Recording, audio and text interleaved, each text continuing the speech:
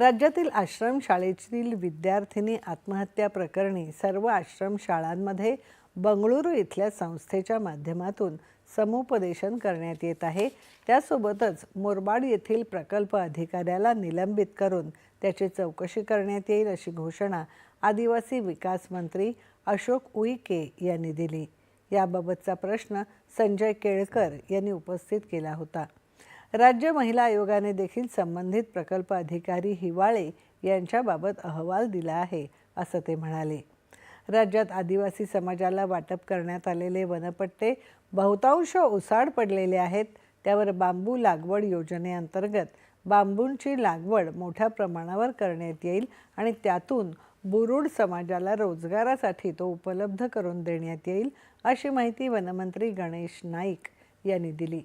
चेतन तुपे यांनी मांडलेल्या लक्षवेधी सूचनेला ते उत्तर देत होते। नव्या तंत्रज्ञानानुसार जास्त लांबीचे बांबू विकसित करण्यात आलेले आहेत।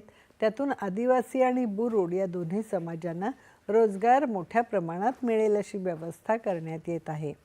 त्यातून निर्माण होणाऱ्या वस्तूंना बाजारपेठ उपलब्ध व्हावी यासाठी मॉलमध्ये जागाही उपलब्ध करून देण्यात येणार आहे असं मंत्री म्हणाले।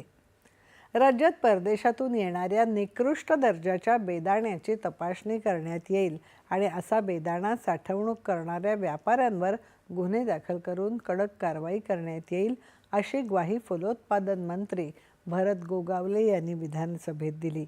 याबाबतची लक्षवेधी सूचना रोहित पाटील यांनी उपस्थित केली होती।